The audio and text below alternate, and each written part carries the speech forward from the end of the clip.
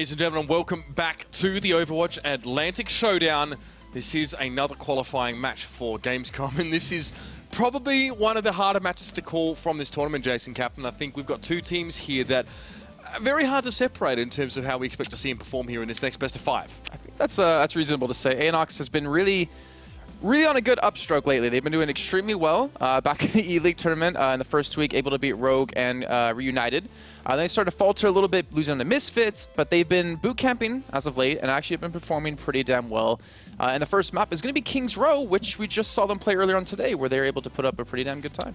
We did indeed. So, like Jason did say, it is going to be ANOX versus Creation Esports. Let's have a look quickly at the rosters to refresh your memories. First of all, Creation Esports. It is Drakius, Lynx, Artier, Numlock, Bromas, and Toxicin, the most recent addition to their team as well. A lot of flexibility in this team. Lynx now playing the Zarya instead of, well, just Genji and Widowmaker, basically. That's really given them some depth as well. But Artier, hard to pull him away from his beloved McCree. Yeah, true, but Artier has been willing to pick up that Genji role since Linkster is actually playing on the Zarya, like you mentioned. Drakeus, I'm hoping for him and for the sake of his team that his power's working today and he doesn't have to travel however long it took him last time to get to his friend's PC or just his friend's house to actually participate in this one, because in the last game of the entire tournament for their team, you do not want to have a problem now. Beyond dumb. They still won that game as well that Drakius wasn't there for, that used a sub or however it went. But then, of course, Creation last night did have a very tough challenge to face in Reunited and did fall down to the lower bracket. That's why we find them here. But let's meet their opponents for this match. It will be ANOX. A very strong team here as well, Jason. A mix of old Quake and TF2 players as well. So all coming from mostly from the CIS region. They beat Luminosity Gaming to get here after dropping down against Rogue. Again, their chance to be at Gamescom is just a couple of clicks away. We need to finish things off here as well. Look out for Cypher as well, causing problems on that Genji. ANOX flexing like an absolute beast, and Kenzie's McCree is definitely pretty impressive lately. Yeah, I want to see how kind of Cypher and Artier match up in the Genji v Genji battle, because Cypher was playing Genji a hell of a lot today in their first match up against Luminosity. Or will it be Kenzie Artier on the McCree battle? You never know. That's what's so great about both these teams. You can switch up so many different roles, and it's going to be ANOX up against Linkster on Zarya v Zarya. Yeah. So it's actually really interesting to see them switch around so often, but it's going to be a crazy battle nonetheless, and we'll be kicking off Kings Row. Creation on the initial attack, and ANOX on the defense. All right, so Creation here. In terms of their team composition, well, I'll be interested to see if they do bring the D.Va. Linkster is known to play a few different things here, but having Toxicin on the Zarya and not on the Zenyatta as well, a little bit interesting here, see how that works. We have seen some teams that have opted not to go with the Zenyatta in some cases.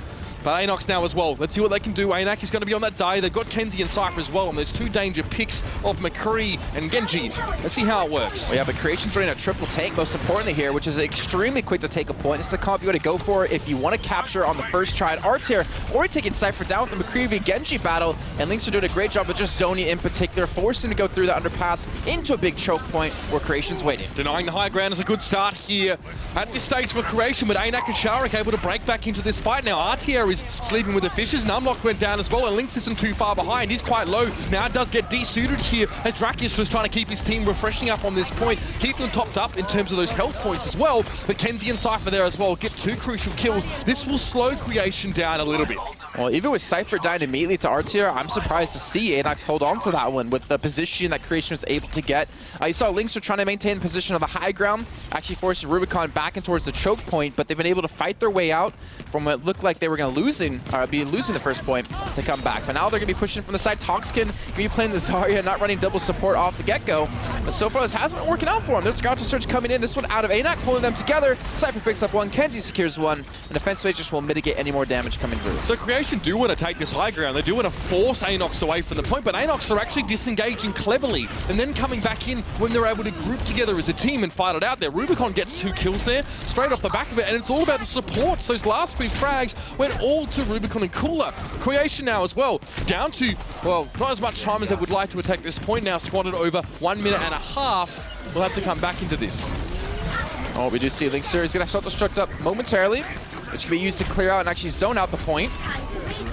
Let's see. Defense rage is being used, trying to allow RTR to get a good dead off, but they backed away in time, and now they're on the point. This is where they can finally get some momentum going. They're actually almost up 2/3 ticks into the point. There's going to be an Earth Shatter coming through, but not to mention Cypher has his Dragon Blade out, and he's just swinging away. Lynx have managed to charge up that self-destruct there as well. He's not going to get any kills with it here, and it's all about ANOX. They're painting it red, so to speak, with ANAC and Rubicon finishing the last few off there. They can set their feet and hold on to this point just a little bit longer. The Zenyatta play from Rubicon has been good. Not only, Jason, is he not dying, he's sitting at the back and he's really being a big part of cleaning up these fights towards the end. The two-man combo that involves Zenyatta is always very strong, as you can give your ally that Orb of Harmony and, of course, Discord, their nearest opponent. And most importantly, Creation actually switch off the D.Va. They switch over to the Zenyatta with Toxicin, and they pretty much force themselves to lose this next fight because of that ult disadvantage. And that's going to be ANOX taking the point, or sorry, holding on to the point for another little bit longer. But just to imagine, Creation, if they're unsuccessful in actually capturing the first point on King's Row, this would be something that I never would have expected. No, and that's a sick start as well from ANOX as well. They're looking very, very strong. But let's see what RTR can do here as well. Going to try and set up the Deadeye as well. He knows Kenzie is up above him in some way. He takes a bit of damage, I think, from the aforementioned name. And now Cypher comes back in with a Dragon Blade. That could be a massive Deadeye, but just 3. That should be enough for Kenzie for the moment here. He gets his 4th. Linkter falls down. The Flashbang comes in as well. It's enough to clean up RTR. ANOX are looking rock solid right now. We are under a minute left for Creation to get the first point. And Jason, we've talked about this first point being the easiest of all the hybrid maps to take. I don't know what's going on with the Creation's head. They're just not executing the way they want to. They still run the composition that they switched over to. They're just starting to finally get some ultimates running here as Jacquez and Toxin both going to have the support ults ready to go. But here you go, the Transcendence being popped right away. A little bit of preemptive, so he gets charged completely away from his team, which means they don't have the healing from him. That's basically a waste of Transcendence, but somehow Toxin might even pick up a kill onto Kenzie towards the back, but eventually he will fall to ANAC. But the point looks like it will finally be picked up here for Creation. Well, it's just Lynx on the point right now. It's going to be contested here. There are people from ANOX surrounding him. He has to push off, punches Rubicon in the face there as well. He has the backup of Bromas at the very least, and they do just sneak the point away. But my lord, it's just ticked over 4 minutes, and they would have run out of time if that fight was not successful. Very close, but Creation stay alive by the skin of their teeth. They potentially might even lost that fight, actually, if ANOX just stepped on the point to keep it contested because he was trying to dance around the phone booth just to not die and keep it contested as long as he possibly could. But now Creation, they have a lot of work on their hands here. If they do manage to complete this map, just from this point on, without being disrupted too much, they're still looking at about a 6-minute time. You know, 5 to 6 minute time is somewhere you can kind of guess for them to be. RTR, Dragonite, Deadeye ready to go. Dragonite towards the back. ANOX gonna have the Graviton Surge, and if they engage really quickly, they can catch him off guard. And we do see the Earth Shatter coming down now as well. I think that was even comboed in with the Graviton Surge here. So ANOX using a heck of a lot of their arsenal to lock up Creation. And Kenzie, no surprise there to see him come away with at least 3 of those kills in that fight. This is ANOX getting aggressive. Even when they're defensive, they're aggressive. We talked about Melty's defensive side being one of their strengths here, but ANOX are able to turn their aggressiveness into a strength on both sides, attack and defense. ANOX, not to mention, build up a decent amount of charge there. Cypher's going to have Dragon Blade, and there's a Graviton Surge coming out. Lynx are looking to take them down. The Transcendence being used as well just to keep them healthy while this is going on, and no one's falling on the side of ANOX yet. The Sound Barrier is going to come in, and Creation have lost 2 people now. Finally, Bromas is able to do something with his Death Boss, and only gets 1 kill, but Numlock to him together seem to be all they need because they clean them up one by one. Even with a Transcendence and a Sound Barrier being used, ANOX could not hold. Yeah, that's right. I mean, you did see the Earth Shatter come down on top of ANOX, and the problem was that Cypher had Dragon Blade there, but he used most of it actually countering out Bromas' Death Blossom. He was knocked to the ground, did get all those defensive ults for ANOX, but still they weren't able to do any damage, so they stayed alive, and then they got killed a bit later on instead of straight away. Now even a Deadeye coming out of RTA here just allowed him to get around this corner. You can see the shield actually being destroyed here, which is a good chance for Creation to go in. And Numlock immediately slams the hammer down, realizing the shield's no longer there. Now it's just Cypher in the back lines with the Discord Orb. Will eventually be picked off here. That's when you go to Bromas. And this payload now, after being halted for over 4 minutes on that first point from even capturing it, Creation are looking at a sub 7-minute time. So the slumbering beast that is Creation now starting to bat its eyelids and wake up a little bit more. ANOX have struggled to find a foothold in the last couple minutes here. You're right, Creation lost precious moments there in that first point here, but they managed to make up for it with a very quick Streets phase. Now they come back into this last one as well with 2 defensive ultimates to work with. RTA gets picked off though at the start there. That's not ideal. Kenzie might just be able to take all the venom out of Creation's bite here. And forcing Numlock to turn his shield just a sliver as Kenzie now picks up a triple kill. Rubicon's finally going to chime in, take down Numlock. ANOX have been able to finally stop this rot. Creation just kind of building up steam, building up momentum to the point that they were almost unstoppable. ANOX just with the Nice little engagement, nice little start out of Kenzie. Was able to kind of slow them down, take the steam away from them, and finally give ANOX a chance to put up a formidable defense on this final point. 7 minutes in now, Mitch. Yeah. I never would have thought it would take this creation this long. And there's a Graviton Surge coming through, pulls in 3 people, but the Transcendence is there. Yeah, Cooler goes down there as well to Numlock. Not sure if that was a Earth Shatter. No, it wasn't actually. It was just the old-fashioned way. Probably even a Fire Strike here. So in the backlines, Lynx is able to pick up on towards a few people here. It's going to be Kenzie to fall down. A Creation may have broken through here. Yes, it wasn't a great time. It was looking a bit average here, but ANOX very patchy in their last couple defensive fights there. It was a good Graviton Surge by Lynxer.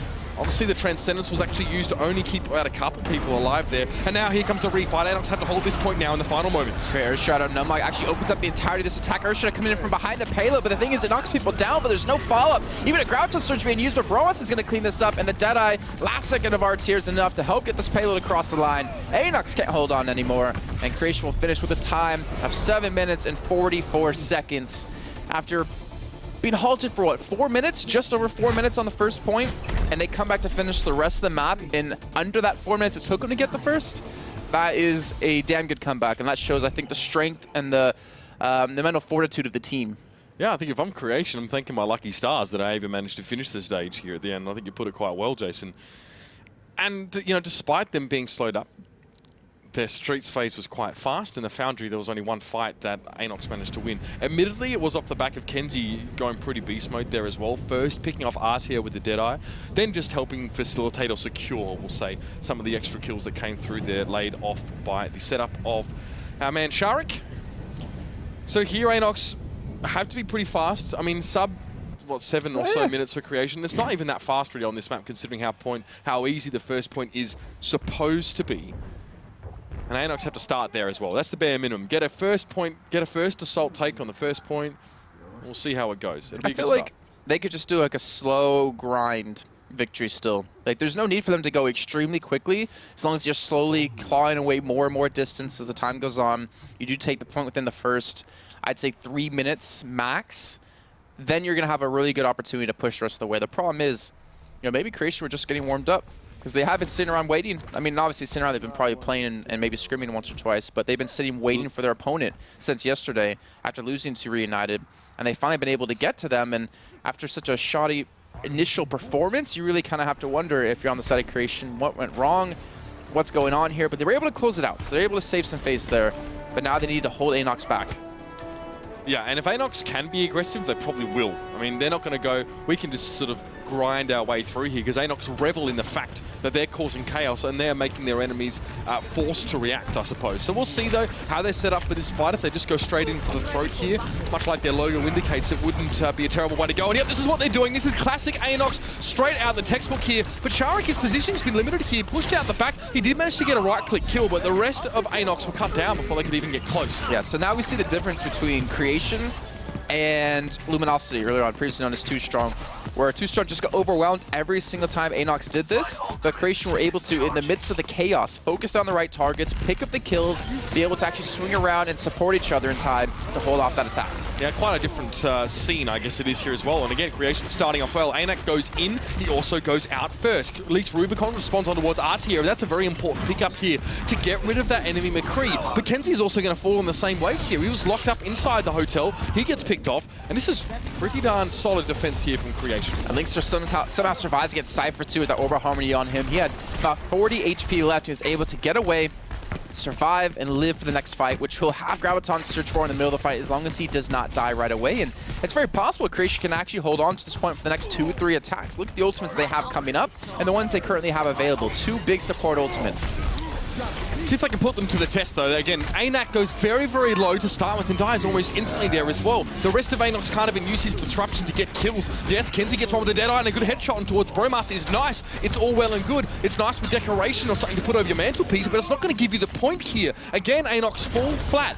They are losing ANOX so quickly here, Jason. They might need to actually invest in some ultimates, so Creation, to buy time for Bromos and Toxian to get back here. Maybe if Cypher goes down, it actually could halt ANOX from pushing the point, but because they have the advantage when it comes to respawning, getting back into the point, Creation will be fighting with the man down. Primal Rage here used for ANOX. He's definitely not going to die so quickly this time. RTA is forced right out the back here, trying to use that Deadeye. I don't think he's actually going to be able to use it properly. Cypher goes down. You called it, Jason. That would be an important way to start this fight here for Creation. And Kenzie trying to do as much as he can for the backline. It may just not be enough there. Numlock goes down. The Brit hits the deck. And now Kenzie just having to back away as the right clicks come ticking on in. But Toxicant and Drakigas, again, the support lineup for Creation really making things happen here.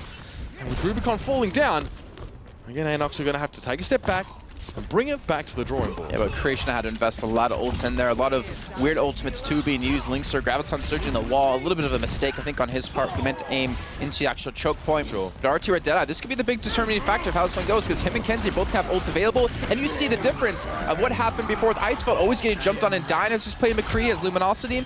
Well, they're able to support RT so much better to allow him to survive and continue fighting. And Creation is sustaining so few casualties on that point that even though they have to walk back a lot further to get to the point that ANOX do, they're still able to keep reinforcing it. They're literally winning these fights like 5 for 1, 4 for 2. These are great numbers for Creation. And it's definitely not pretty. It's not clean, but it's exactly what they need to do here. Well, you see how they're doing it, right? Is actually when ANOX engages, they back away to actually pull ANOX in further, to pull ANOX a little bit too deep. Then they all turn and kill him, and then they go for the engage. Because they have ultimates here, the Transcendence, they're able to fight directly on point. There's 43 seconds left, actually. If ANOX cannot capture this point, they won't have a chance to complete this map. This is so sick from Creation. This defense is nuts. The first person to die that time wasn't ANOX, it was actually Cypher, who got picked up by Lynx there as well, of all people on that Zarya. Because of the amount of fighting that's happening, Lynx is keeping a very high energy level and able to do a lot of damage. Cypher has Dragon Blade. He does have a Transcendence, Sound Barrier, and a Graviton Surge. Here, again for ANOX, it's all or nothing. They're in the same spot as Creation, and it's time to go in here. Cypher's going to open things up and jump straight on in there as well. Did he reflect that Graviton Surge? I think he might have there as well. It was a double Graviton on towards Creation, and now Kenzie in the back of the fight here. That's exactly what they needed. Then ANOX, spending the entire round being slapped up and down like a punching bag, is going to stay alive and get on that point. I am almost certain that Cypher reflected the Graviton Surge of Lynx back into Creation, and they had double Graviton Surge on their team. Yeah, 100%. That's pretty sure that's exactly what happened as well. Lynx has got to be kicking himself. And Cypher basically just saved this first point for them. But look at the time that's already elapsed. 4 minutes and 16 seconds. It took them longer, I believe, to actually get that first point than it took Creation. And now, as long as Creation can hold on for 3 minutes, just think of the transition, right? From the first point to the end, Creation was extremely fast. 3 minutes and 44 seconds of time. And now ANOX has to pull something like that out as well, which is going to be no easy feat. Where are Creation though? Yeah, there we go. Just coming around the corner. I couldn't see them in the wireframe. I was wondering if they get aggressive here. It looks like they are. Shield there as well on Numlock, but he misses the charge. He hits the corner of the building, but it's not going to slow him down. He keeps coming forward here. He gets on towards Cypher, but Kenzie's still free yet again, as almost always is the case, to do damage. It's a headshot on towards Numlock, and the Death Blossom comes in. Nicely timed by Bromus there as well. And he will get a triple to hold this one up. Honestly, you got to give credit to Lynxer, actually, because he shielded him up right as a flashbang came through onto Bromus to stop his Death Blossom, and he actually prevented it from being interrupted. So they got the entire channel off of it, and they're able to defend again here. 2 minutes and 40 seconds of time left here for ANOX to complete this attack.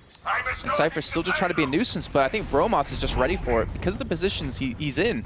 If Cypher does push that high ground from there, he's going to immediately get a quick shot off onto him that could potentially kill him. Well, now Cypher having to back away there as well, reflecting what he can just in case Lynx had another Graviton Surge ready to go. But reflect that. ANOX gets taken down there by the Deadeye, and there's Numlock getting involved. Kenzie falls away, and this could be curtains for ANOX in this first map.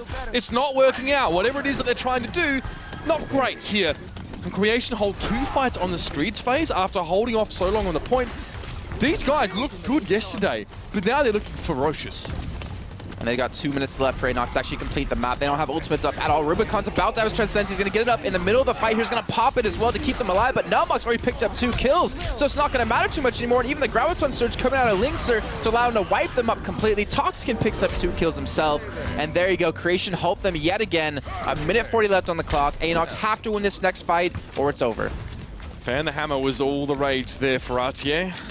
So hot right now. A lot of right click from him. He does like Fan the Hammer. He always did though as well. He's a self-professed lover of the right mouse button, but It was hot then, but let's see now. ANOX, well, they've got just over a minute to go, so I don't even know if they can win from here, but they're going to try anyway. Dragon Blade coming out from Cypher, but he's instantly shut down by Toxikin. Perfect work there on that Zenyatta, and Bromas gets himself 3. Kenzie trying to slow the Rampage of the Reaper down, and he does. He also gets Numlocked for his troubles, but Linkser is going to put the shield up and send him back to where he came from. Now there's a minute left to go. There's only 20 seconds for them to even get this payload into the next checkpoint to drag the game out a little bit longer, and I almost want to call it here. Creation, off the back of a fantastic initial hold, taking them up to 4 minutes to finally complete the point.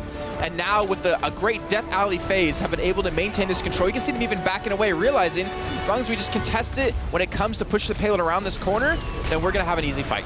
Yeah, Deadeye being channeled there as well by RTR as well. And he gets on towards Kenzie. That's the McCree down again. ANOX lacking the tools to get the job done here. And the rest of Creation just going to start putting the thumb screws in.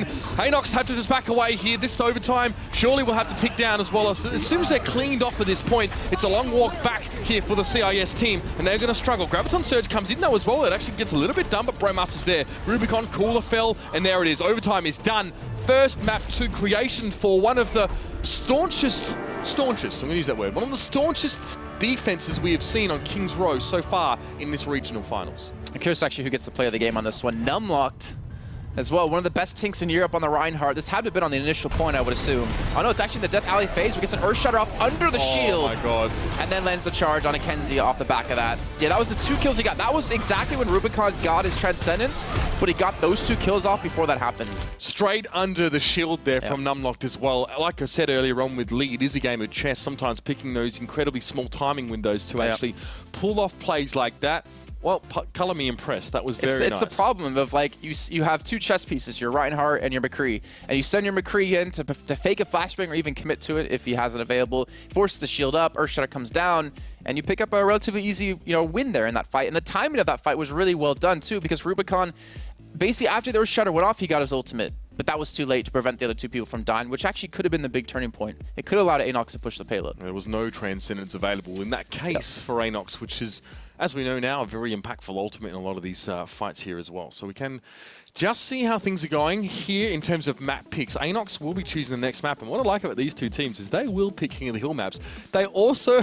they also will pick capture point maps. We're going to Temple of Anubis, Jason. That was ANOX's pick here as well. That's brave. But Creation are happy with this. That's really brave out of them, knowing that Creation, I mean, not even a week or 2 ago, played these out time after time.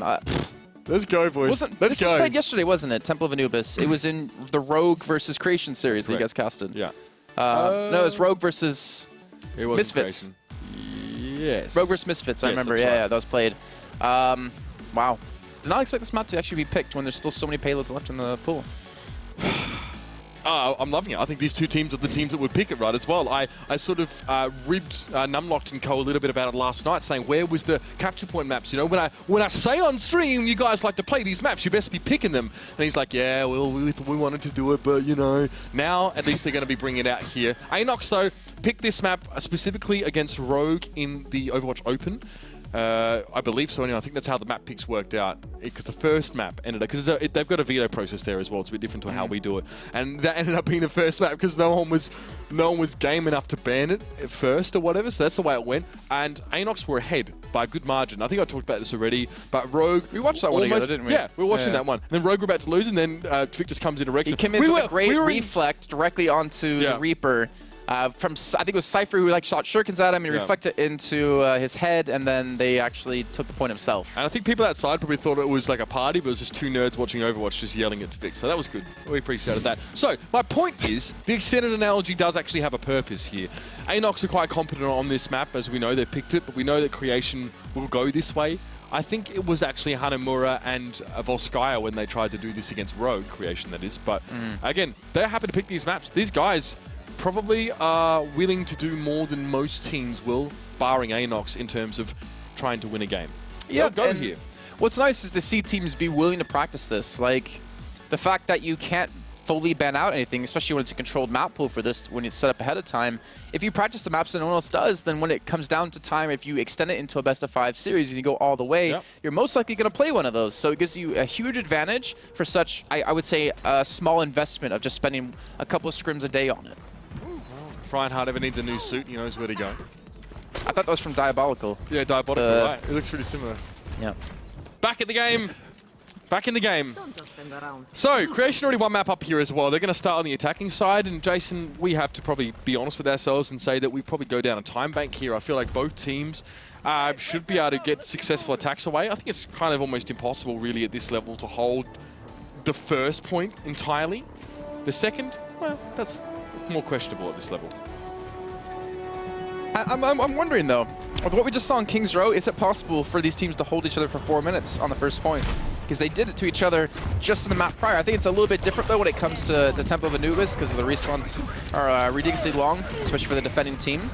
But so far, Creation on the attack have been able to group up towards the left side. They're going to be using Numlock and the shield to actually push out. They're looking to spam away. Here's ANOX just throwing everything they have at this shield, but they've gone too far. They've actually engaged Cypher's up towards the high ground in the point by himself as ANOX has gone down, and now Creation have a mad advantage. That's very aggressive there as well, and Bromas was more than happy to kill ANOX as he went through. Cypher going down as well. This has hurt ANOX in a big way. Now this is going to let Creation continue to press forward now, and that's a hugely good start here for this European mix. They're going to get the first point on the first push, and it was all ANOX's fault for getting too aggressive. But that's what ANOX has been getting by with against Luminosity. They did that exact same thing every time, and ANOX and Cypher are able to combo to kill the enemy McCree, to kill the enemy Zenyatta, but Creation just doesn't let that happen anymore. And I think that's the power of having Linkzr on Zarya, because he can protect you so well. He can figure out who they're focusing and be able to hit you in time with the shield. You got to respect these guys. You got to respect Creation. While they're not going to, you know, get in their face and try and be flashy, they're incredibly solid and well-grounded players here. ANOX now hopefully learning their lesson here as well. As Creation set up to hit this next point as well. Can you imagine getting these both on the first push? That would be insane. Creation are looking pretty darn good now. Transcendence available as a sound barrier, so they have the ults to set this one up, Jason. Let's see if they can make it work. Yeah, they have a huge hold advantage because they took the first point on the first try. There's just no way ANOX can compete with this one, and that's going to be Rubicon taken out immediately, and he's the only one who had Transcendence available, the one that had an ultimate up and online and ready to go. And Bromas, he has Death Blossom. It looks like he wants to hold on to it because the rest of his team is on the point here. There's one man left. It's going to be Shark who gets taken down. That's going to be Kenzie falling as well. The Earthshatter comes in for no reason, but they don't really care because that's going to be a Creation have captured the first point, the second point in the first try. And with the time of 7 minutes and 15 seconds left, that's going to be hard to beat. Flat. Very, very quick. 1 minute and 45 to finish the whole stage. Oh, actually add the extra time on for the time boost there as well. Still, that's mighty quick. We don't have to math. No, we're just casters. We look pretty and sound good. We don't actually do math. Worst part is my engineering background. I still can't do basic maths as well. You think I have an excuse or a reason to do it better, but yeah, I just subtracted 7.15 from 9, so that's my fault. Anyway, point is that Creation cruised on through that one. What do you mean? It's 1.45. 9 minus 7.15. That was 10. It's not 10. Okay, well that's why. But why does it start from 10 when it counts down? I was right. It doesn't. Yeah, it does. No, it doesn't. Yeah, No, it doesn't. I swear. Jason, it doesn't. All right. Someone's gonna, I don't know. It doesn't matter because that's still time, no matter what. If it was 1 minute 45 or 2 minutes 45, was ridiculously fast, and now ANOX is going to be in a little bit of trouble. But they're bringing something new to the party. They're bringing a Junkrat on attack, which we have seen. And typically, when we see the Junkrat attack, you go up towards the left side and you siege away from this long range with Junkrat to try to take a shield down, try to maybe get a sneaky pick on someone, or get someone low enough that you can engage. Yeah, I mean, getting those early picks on a Junkrat pushing onto a point like this is like just getting free money. It's like getting something for nothing, essentially. I mean, it's not nothing, but the investment required from a Junkrat player to just maybe spam a corner or lob some grenades up, and sometimes you do get gifted often with that kill, and that's where your team goes, all right, well, we now have a 6v5. Let's just go in and start it off that one. So Creation had to be a little bit careful about where they set up as well. Kenzie will be trying to shell them out of all the little hidey holes and nooks and crannies. That's my ancestor. Doja? Giant nose. So, let's see. Looks like ANOX will be coming out with the Junkrat. They're sticking to it. Cypher's going to Genji again. I'm assuming they're going to sweep us in towards the left side. Yeah, they're going to be doing exactly what Creation did before, but a little bit of alteration with that Junkrat. So he's going to be looking to spam away. Let's see if he can connect really any shots and get any early damage in for them to go for the engage. Well, this time Creation haven't done an ANOX. They haven't got too aggressive here as well, and Cypher just peeks out towards the front a bit and reflects a heck of a lot of damage back. Both Drakius and Toxic are very low. This time Numlocked and Bromas, though, they make this aggressive defense work. Incredible stuff here, going straight into ANOX, and they crumble like a deck chair with a very heavy person on it. It's not good. The defense or the attack from ANOX not working out. And I'm not getting the charge on Cypher, most importantly. A charge on a Genji is not easy to do, and Cypher maybe overestimated his ability to get away from that. When you can see him, he jumped in, popped his reflect, and they immediately tried to turn around like, oh crap, I'm moving too far extended. But getting charged down, completely just lost in that fight. But now Creation have built up a lot of time on their hands as well. We do see Cypher as well at the front, just reflecting that initial salvo as well. If he can get any damage back on towards Creation while he's protecting himself from it, it's probably worthwhile. I'm surprised if ANOX didn't see Bromas teleport up in the top right, but again, the charge comes in. This is kind of what you have to do. Creation seem to make this work every single time, Jason.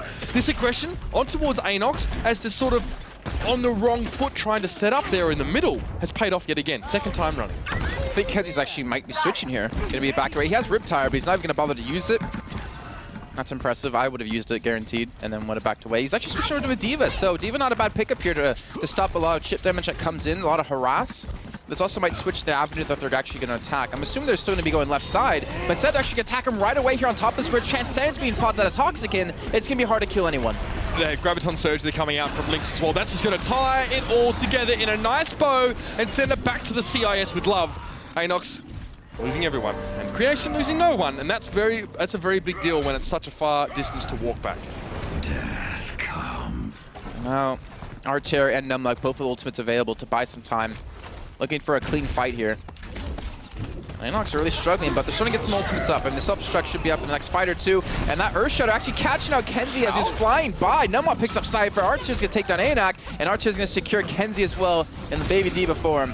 Even Rubicon's going to be pressured down, and Creation will hold again, investing one ultimate, and one ultimate is all they needed to win that fight. That's so nuts. Creation, and yeah, and not investing any plays as well. They still have all 6 up.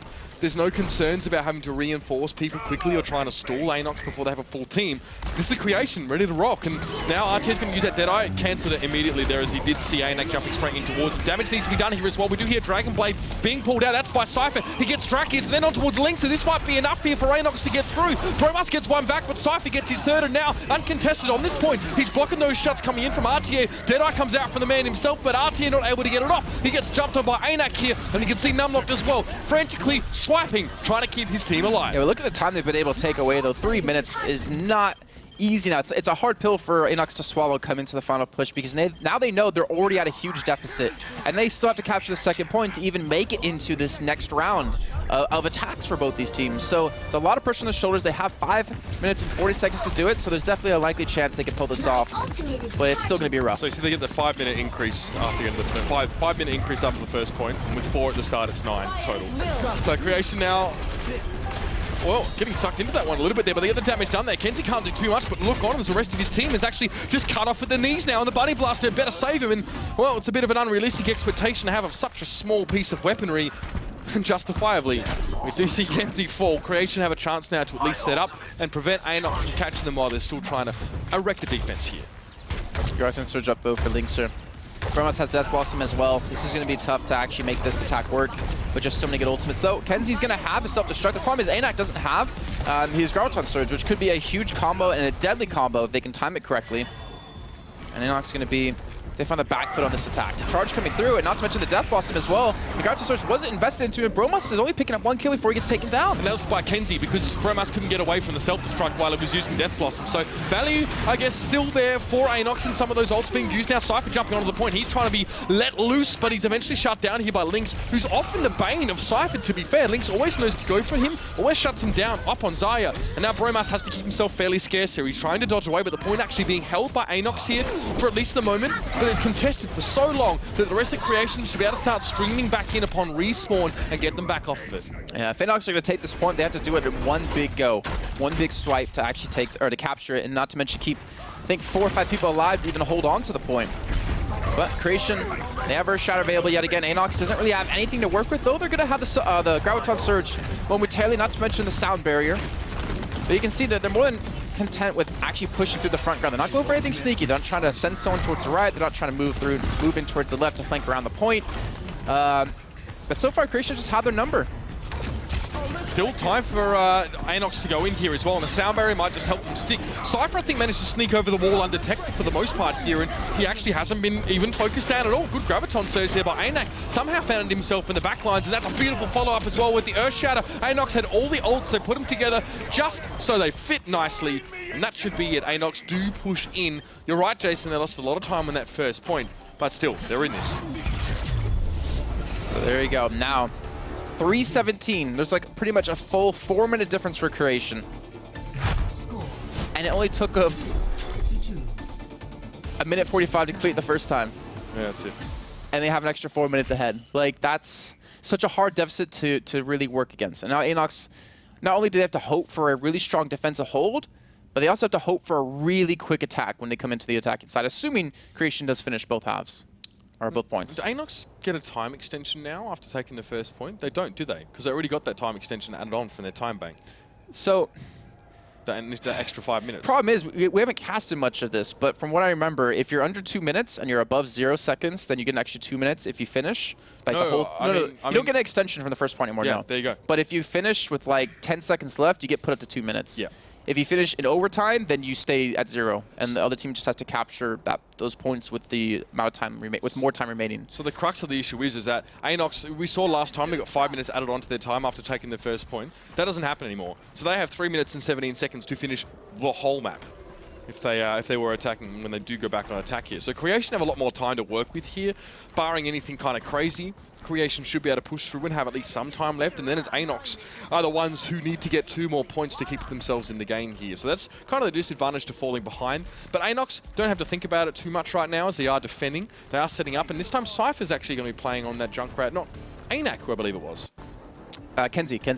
Yeah. I mean, the biggest problem is that, yeah, like I said, ANOX don't need to think about attacking, they need to think about defense. They need to think about draining as much time as they possibly can from Creation.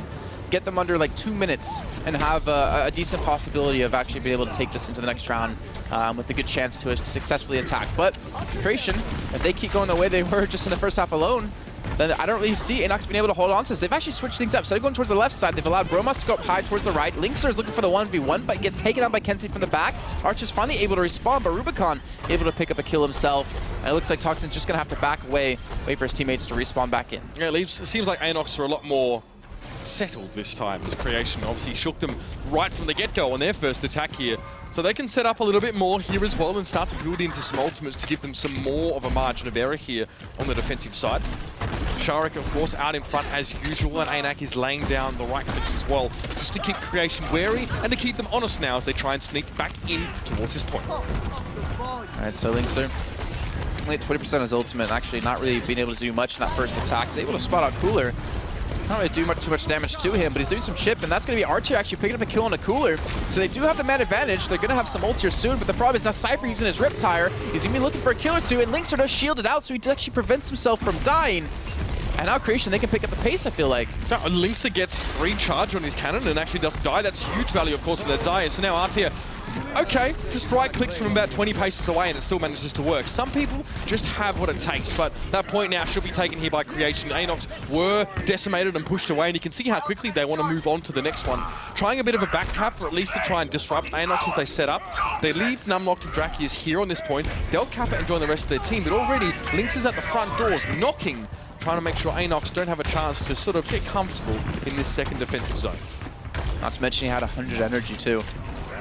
He's going to have Graviton Surge for this fight. This is actually looking really bad for ANOX. They do have the Transcendence, though, to counter this one. You can see Linkster holding on to this for as long as he possibly can. That Transcendence has been popped, though, to mitigate a lot of the damage. Problem is, there's not many people holding the Graviton Surge, but there is a Shark. A little bit overextended. Just a melee click would actually kill him.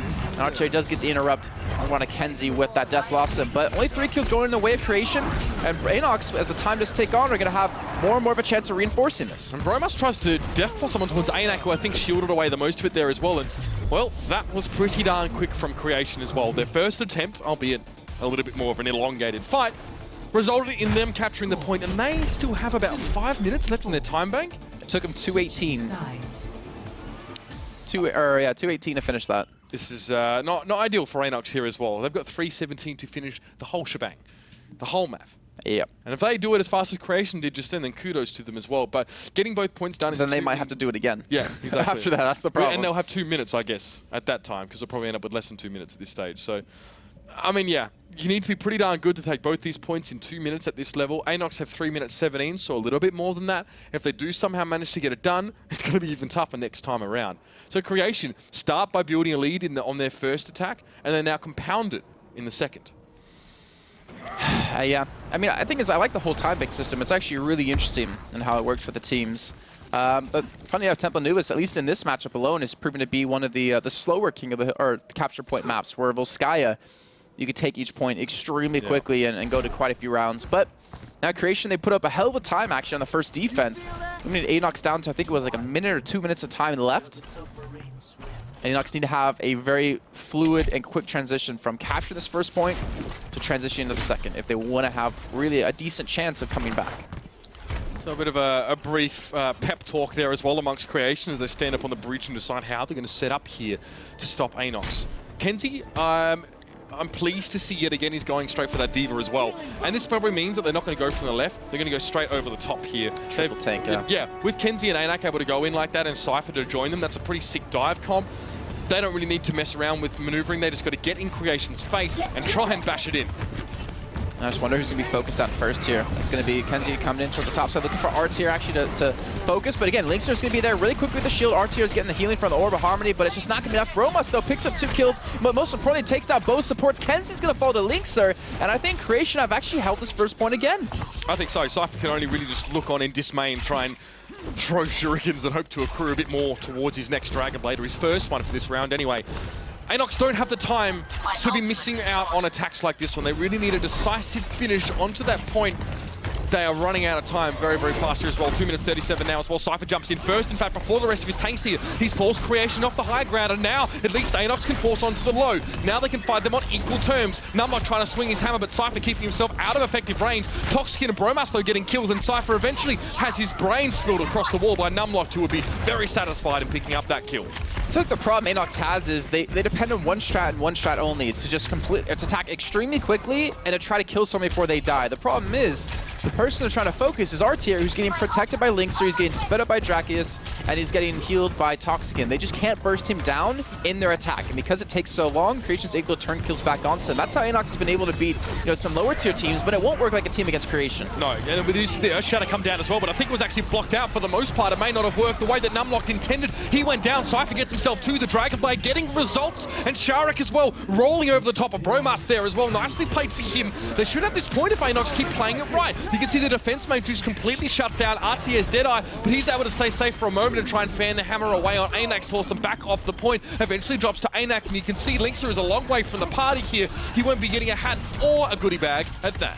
Yeah, so they capture the point in a much quicker time than they did the first go at it. But the problem now is they have a minute 20 to capture the second point, which is probably the hardest, or is obviously going to be the hardest point to capture when it comes to a capture point map, but Linkster with Graviton Surge is going to make it even that much more difficult if he can time his ultimate right. The problem for him is he doesn't have a lot to back it up with, and ANOX is going to have at least a Transcendence to survive, and not to mention a Sound Barrier for a little bit extra HP.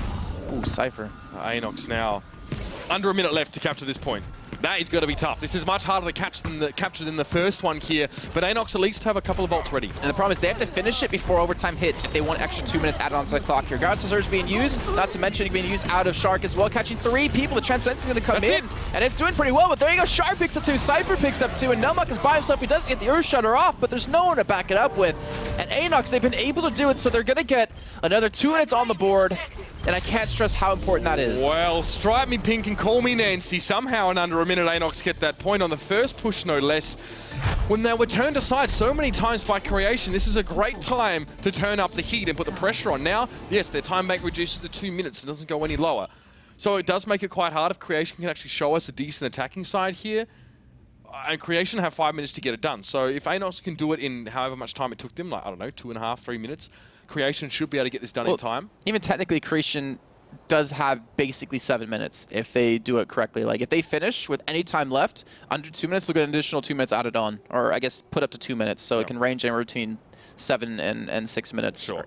But yeah, like, just with how quickly they've been able to get already 2 halves scored, I have to fear for ANOX, because if we do see Creation get both points, that means they have 2 minutes to complete the entire map, and they don't have a chance to get any more time added on. Still, that was a pretty mammoth challenge that ANOX faced there at all to at least stay in the game. Justifiably, they could already be 2 maps down. So the fact that they're still here, the fact that they're still kicking, speaks a lot about their resilience, and it's going to need it, especially as Creation going to be bringing the thunder in this next attack. They'd like this game to be over now as well, and this is a tendency that we have in some of our capture point maps as well. Those time banks can tick back and forth. Frustration, fatigue can also be a factor here as well, as you need to keep coming up with new and fresh ideas to make it work and to attack that point. With the rate that Linksa churns out memes, I think Creation probably not going to have any shortage of creativity, but still, they're going to need to execute properly on this point. All right, so Creation going with the standard play and going with the same route they've been doing the entire time. ANOX not playing the Junkrat this time anymore. And they will just be allowing Kenzie to play the McCree. They don't have a Reaper, though, to deal with the front line. Then again, there's only 2 tanks on Creation. Not running the triple tank setup that ANOX has been going with on the initial attack. They're going up the side yet again. They're actually playing from the back here. This is ANOX's change, realizing what they're going to do, but Creation immediately turn around. Bromos gets charged down. Kenzie's finally able to get 1 kill in towards the back, securing a second onto Numlock, and Archer's just trying to pick them off from the side, able to shut down ANOX, and Rubicon and Kula, last 2 alive, basically to defend this point. Going to be rushed down, and Kula does dodge that flashbang to stay alive for now. Yeah, so Creation gets to move on to the point here, but there's actually enough time for ANOX to potentially reinforce this, because Creation pushed so deep there as well for those extra kills. But ANOX probably can't come back with a 4-6 for quite some time, and Creation going to start ticking this point up here as well. And this is perfect. That's exactly what you want as Creation. ANOX aren't going to get here in time at all, so that's going to be taken away here. Now, 5-4 in scoreline. Creation have 4 minutes to finish this map. Entirely doable, and in fact, especially from what we've seen from them so far, we should expect them to get that last point of this map. Yeah, I don't think there's any doubt in Creation's mind that they're going to complete this map, and with so much time to work with, it's be very unlikely that I actually won't be able to, but that's going to be a really aggressive play out of ANOX, who's actually on the Reaper now. So Kenzie's not playing the Reaper, and they're only running a single tank, so they have a ton of DPS to work with here. They have the Genji, the McCree, the Reaper to all play on, and they even have a Deadeye available out of Kenzie to kind of at least control this point. But look at that, Linksa catching out ANOX a little bit too aggressive, and does force him back to base. Now, we have the possibility to have a draw in this map still. And it will have to be decided by a 3-round King of the Hill map on Nepal. So this could be the longest map I've ever cast, potentially. Or the longest series at this rate. We'll see though. Cypher gets himself 2 kills, and that's a great start for ANOX here. On the defensive aspect, Linksa having to jump around and get front and center and be ready to set up a Graviton Surge, but there's no one else from his team to capitalize on that one or follow it up. He saw that for some reason Numlock was on the low ground, maybe just doing some gardening, but he's taken down, and he'll be feeding the plants himself. Yeah, but Creation, look what they have up there ready to go. They have 5 ultimates primed and ready to use here. You just have to wonder, how is there a way that ANOX does, take this fight successfully? With Shark with Earthshatter up, I think that would be the big turning factor. If he can catch out Drakeus and catch out Toxian with an Earthshatter and kill them before they get ultimates off, it's pretty much going to be a 1 fight for them.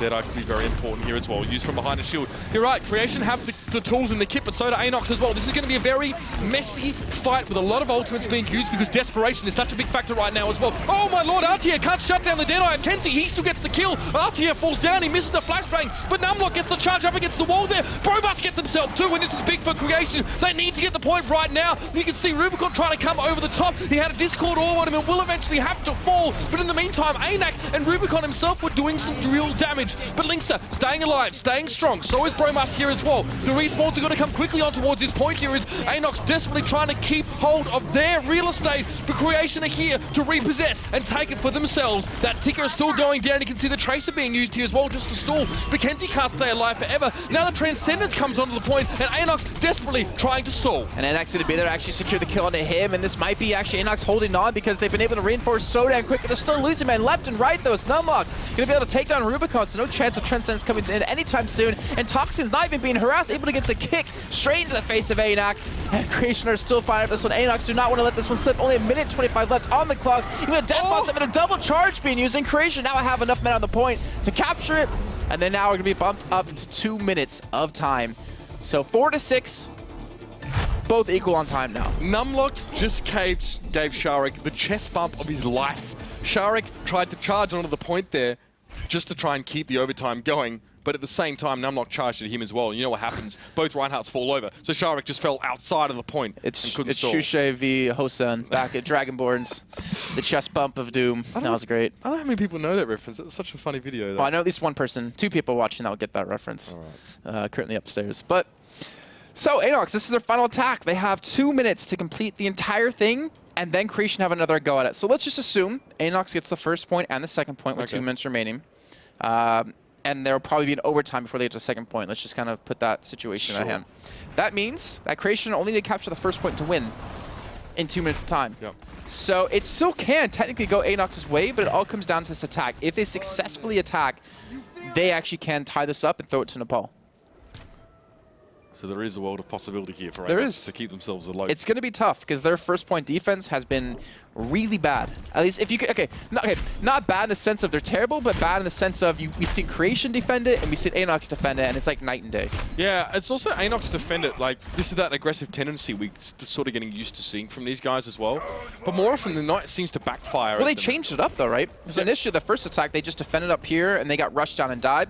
And then The second time they defended successfully, then they sat back, and the third time they try to catch them off guard by going in behind. Yeah, but no, even on that first defense though, ANOX literally charged a Reinhardt into Creation. So they were all super aggressive in their own way. Creation actually did the same on their first defense, but it worked. That's Because they caught Cypher, Numlock caught Cypher with the charge. Yeah, which is sick, which is just like the jackpot really. But anyway. Can't hope for anything better than that. ANOX, a minute 50 on the clock here. They have to get the whole map done in this period of time. Both points need to be captured by them within 2 minutes here. Kenji now being DC'd very quickly, and that's Creation putting the foot down. You shall not pass. It's a hammer and not a staff. But for Numlock, it works just as well. Sorry, how many times is ANOX going to throw 3 people at trying to kill R tier and being unsuccessful at killing R tier? This is the 3rd time. No, I'm not even kidding. This is the 3rd time in a row that they've tried to focus him down on the initial attack and they were unsuccessful. It's just not going to work. You got to change your strategy up. You can't focus this man down. Yep, you're right. It's not working at all at the moment here as well. And Cypher from the back lines as well gets picked up by Linksa. Just the right clicks from the man, splashing so much damage over ANOX. And now, look at them. They don't really have the choice to stop or slow down here. ANOX have to keep going somehow and pressuring on towards this one here as well. So I don't know how that's going to work. Sharek as well, just out around the middle of that point here. They need to wait for Cooler to come back in and rejoin them. It's going to take some time. Well, the problem is, right, is that they need to capture this point now, because the longer this goes on, which means they're going to need a person at the second point to actually touch it and throw it into overtime right away if they can't capture this point soon enough. So it's getting really tense for ANOX. They have to somehow be able to capture this point ASAP, then get to the second as quick as they possibly can, even maybe send a man there if they are actually able to capture this. But there's going to be an Earthshaker coming out. Numlock, he's going to be rushed down by Kenzie, but Transcendence is going to be able to come through to keep ANOX alive. That's right, Kenzie just sitting in the back of that one now, going for the self-destruct. Got to get this point here for ANOX. It may not be enough. He does get Toxic at least. It was Rubicon that helped him out with it here. Kenzie just going to be spamming down on that defense matrix, up in the air and back on down. He needs to keep this point at least contested if they want to try and trigger this overtime. But the problem is they need both points, not just this one. ANOX need to look ahead. They need to capture this one here as well. Linksa goes down and somehow Kenzie lives. Wait. Somehow ANOX. Wait. This is tricky. They can keep it in overtime. They can allow people to push up by keeping this in overtime when it takes over to allow someone to get position. But now Creation. So watch. They should ideally leave this in overtime and keep touching every once in a while. Oh no, they're not even gonna. Do they have anyone there? Do they have anyone there? They don't. And that's gonna be it. That's gonna be Creation taking the win. There you go. I mean, so the trick there is you keep it overtime by touching every couple of seconds to allow your team to push up and touch the second point when it does spawn back in to allow you to keep. You have to back cap it basically.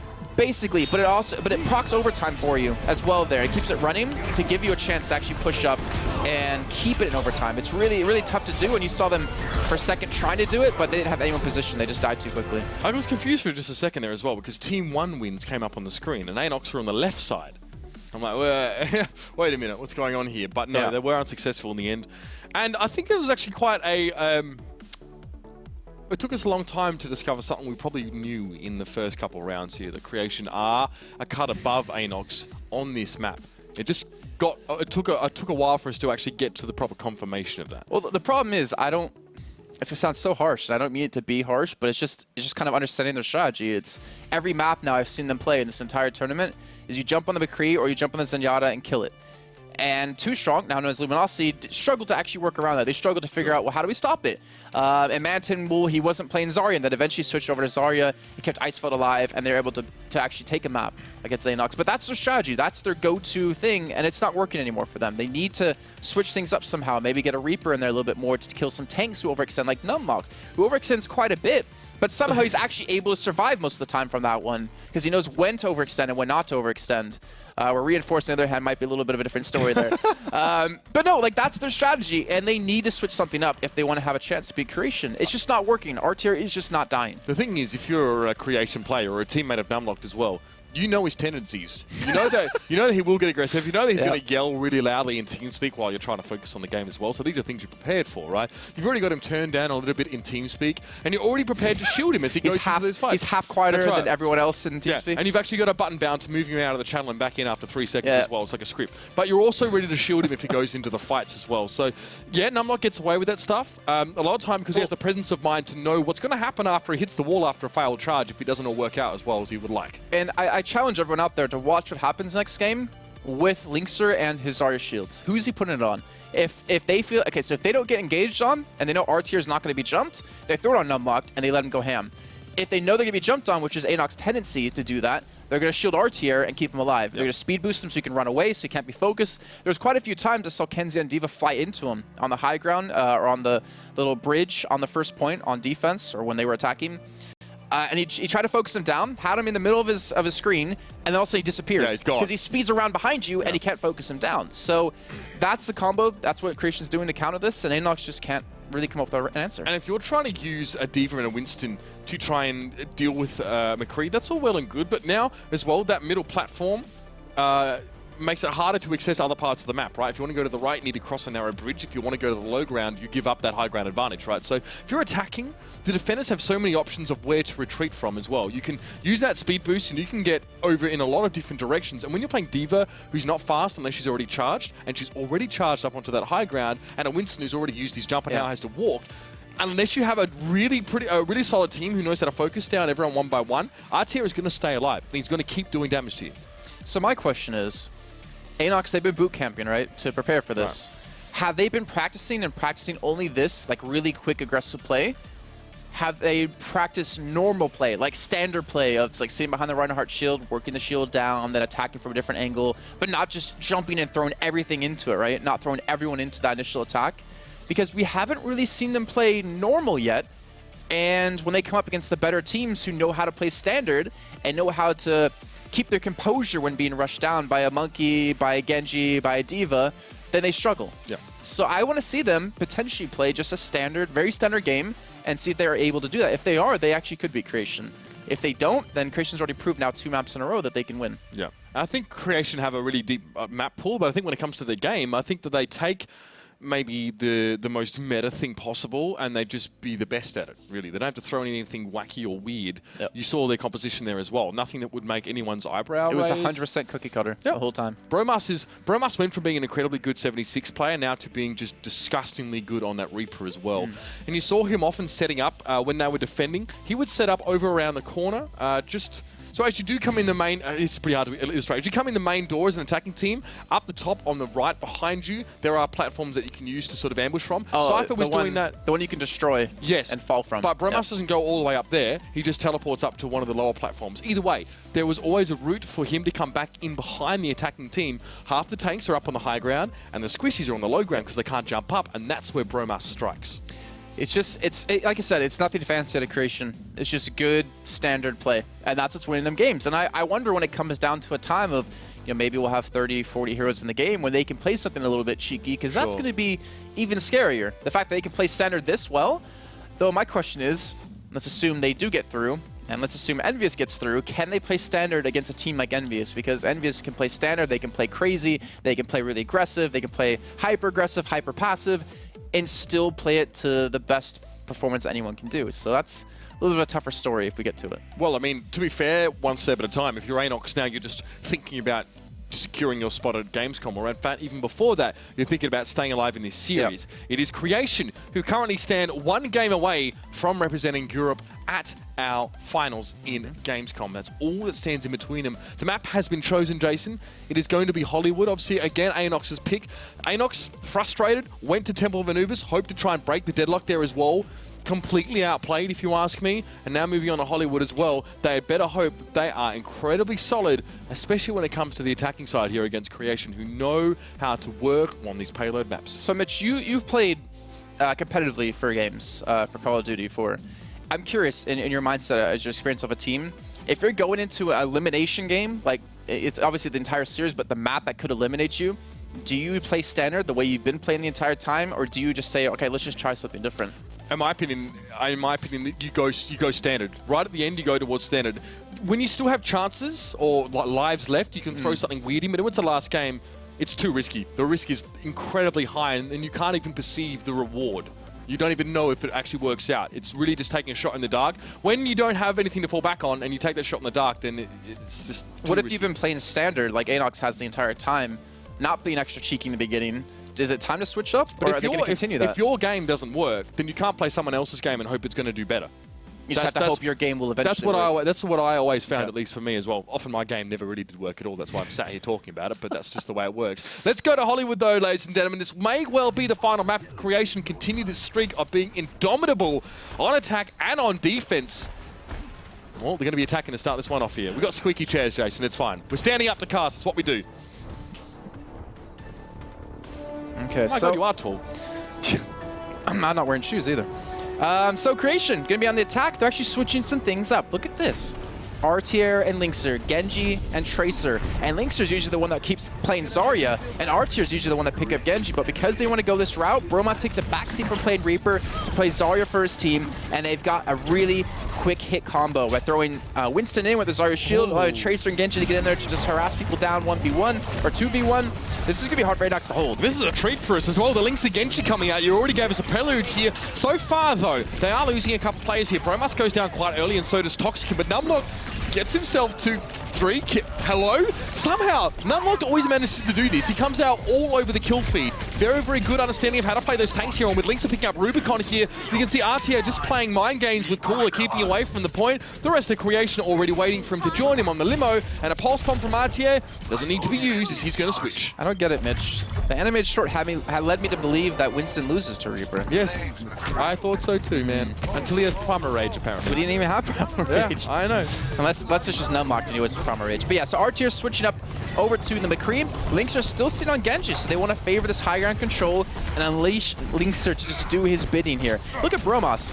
He was Zarya the whole time, but only 25% ult% because he wasn't even really needed. Yeah, he died, and he wasn't also even really that needed too much because it was all on Linkser and mostly Numlock to just completely harass him down and pick up kills. I mean, just as well he wasn't needed. That's just it. He didn't need to be there. He fell quite early in the fight. So did Toxicin, actually. It was off the back of Linkser and RTA. Getting it done. But now, we see quite a lot of aggression from ANOX as well. It seems as if defending doesn't work. They just get more aggressive on defense. And they're going quite deep for this one as well. It's going to be a long walk back if it all doesn't work out for them here, if it goes pear-shaped. But Cypher's going to be able to back away. Bromas able to swat ANOX back here for at least a moment and guarantee this payload some more progress, some more time as well for reinforcements to arrive. Yeah, it's going to be hard to survive this though. You see a nice shield coming down and protect his teammate from Cypher, who's going off pretty damn well. Kenzie as well picking up a double kill. Toxkin's looking for some headshots as Linkser's able to take down his counterpart, Cypher. So, now with the man advantage, Creation's still waiting for some respawns to come back through so they can finally push and get some ground. But ANOX, they have so many ultimates up ready to go. It's quite possible as well that ANOX, as a team who doesn't disengage or doesn't really play a fighting retreat, as it were, might have trouble with situations in which they need to do so. I mean, it kind of makes sense, really. ANOX always seem to go so deep in for these fights. They commit even when they're defending. Sometimes it doesn't work out for them. Sometimes it does, of course, and you can sort of completely stop the team. But Creation is the kind of team that sort of bends with the breeze and then springs back in your face like a sapling.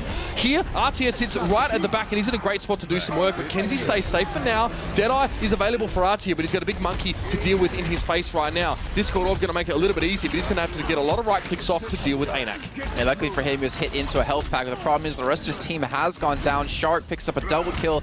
He actually uses ultimate in that fight and has 64% of his ultimate back again. And you can see Numlock just waiting for his team to respawn in, but honestly, credit to Shark to get that much ult% built up. Right after using it, you're going to have it. If you hit a good fire strike here, you're going to have it in this next fight, and that makes things difficult. All right, Jason, I'll bite. This is working out for ANOX for a bit. They're using that high ground as well, and Creation, well, if you look at the composition, they have no Winston, no Diva, and Linkser isn't enough to take that high ground on his own here as well. So they've had that effectively denied from them, purely because ANOX are actually using the the lift to carry them up there as well. Ooh, this is a little bit aggressive out of ANOX. He's going to be bursted down. Here's a chance to actually get away from this one. He's going to fall, and there's the Graviton Surge coming in. Bromas doing some decent work here. Numlock's going to go down, though. He gets charged by Shark, and he had his Earth Shatter up. Shark trying to use him himself, but he gets taken down by Bromas before he has a chance, and Linkster takes down Cypher. Kenzie, the last man alive on the high ground, trying to go head-to-head against this Finn, and Kenzie with 60 HP is forced to back away, but he does have Deadeye, and Linkster, I think, knows exactly where he's coming from. Yeah, Kenzie would have made a little bit of sound there inside a saloon here, but ANOX at least gets on towards the point to slow things up. There's actually going to force Creation away there as well. What was the transcendence, though? That was probably just in case I think Creation tried to stay around and fight, but I agree. I think it's a bit strange to use that one there. Rubicon maybe, especially when Creation were already kind of disengaging, maybe misread the play. Deadeye coming out now as well. This needs to be stopped here. RTR out from behind the shield. Cypher with 3! Possibly with one swing of the blade. I'm not even sure. He gets himself a 4th here as well. The man let off the chain, and he leaves a wake of destruction behind him. Now Creation have been halted quite a bit. 4 minutes and 20 seconds on the clock. And Numlock, he just didn't have a chance to get an Earth Shatter off. He's actually getting beat by Shark. We saw, Numlock doing a great job of actually being able to control the pace of a game. He's really good at being able to read into the enemy Reinhardt. But he hasn't been able to have the control so far in Hollywood come into the second point that we typically see him have. So you gotta give credit to Shark to actually be playing extremely well. But ANOX, you see, whenever he jumps in, he gets bursted down so quickly, and somehow Creation actually flanked around the side to get on top of the payload to actually finish this one. Shark goes down first there as well. Numlock this time reads into the game correctly. Artier as well, always being threatened by that Winston there, but Numlock at least able to deal with Cypher. So by the by, Creation pound for pound and getting the kills where they need to come. Yes, they're doing it without Artier, but of course they've got Lynx again, the extra threat on that Genji, and Bromas as well had his ult ready to go. Creation eventually gets to the point. Good hold from ANOX there as well. It is hard to stop teams just outside of the studios if you sort of push back inside, but ANOX kept asserting dominance of the top of the building just outside, had the high ground control, but Creation, look at them chasing these kills here. They've staggered ANOX's spawns really nicely. And the problem for them, though, is that the payload's so far back and the staggering is not really going to offer them too much besides just 0%. And they already have 3 of those available. They have the Dragon Blade, they have the Graviton Surge combo, and there's going to be a sound barrier, but at the moment, there's no Transcendence, so there's actually a good chance if Bromas gets a good Graviton Surge up, they can wipe them completely here. But Kenzie's going to buy some time as he does use that Deadeye, and Bromas using his ultimate only onto 2 people. Yeah, I wouldn't exactly say he got the most out of that one there as well, but Artier kills ANOX. Kenzie goes down as well. Rubicon, Shark Blade falling as well. Now Creation building up ahead of Sting, heading into this last point.